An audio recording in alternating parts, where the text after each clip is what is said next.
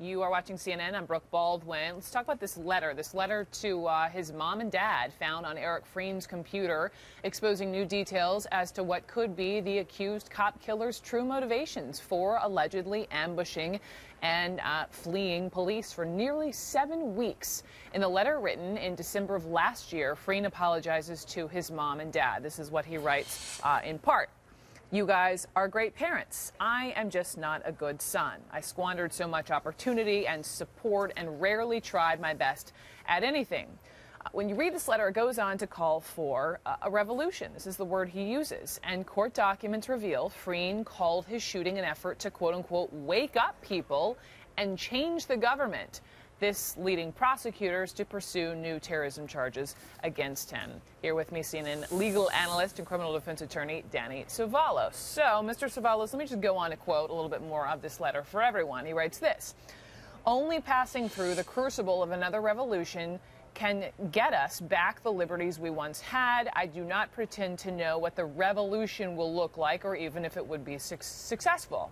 So is that word revolution, is that what they used enough to have these terrorism charges against him? It will be helpful, but ultimately there's a lot of other evidence that will go towards proving a terrorism charge. Here's why. Terrorism, as it's defined in Pennsylvania and in most statutes, basically requires an underlying violent offense. And then on top of that, the government... murder in this case? Absolutely. I mean, murder is an easy one. It might be bombing. It might be any other underlying violent offense. But murder is definitely a qualifying felony. So then you go to what was the additional intent? Was the intent to terrorize citizens? Was it to affect the conduct of government? Now, once you get into these elements, and that's exactly what they have in the complaint, is the effect it had on government, well, then now you have that evidence in a letter, irrespective of whether or not it was mailed. It doesn't matter that you put a stamp on it and mail it.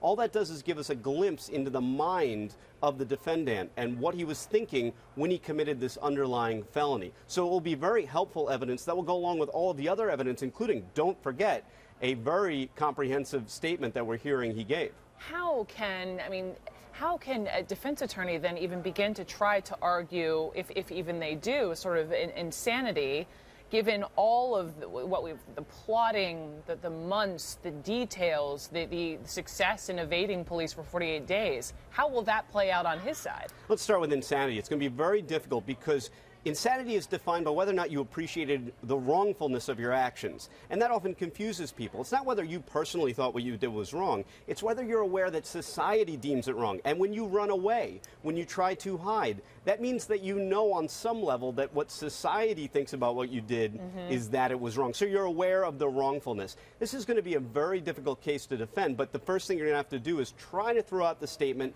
see if there's something about it that was coercive. But ultimately, these writings, I can't tell you, Brooke, how often defendants are undone by their own, whether it be a diary. A diary is a little more rare. Nowadays, I see it with Facebook, Twitter, Instagram, their own words, and those words, their conduct, whether it's in a picture or in a diary or however. Okay. Danny Cevallos, thank you very much. Thank you. Appreciate it.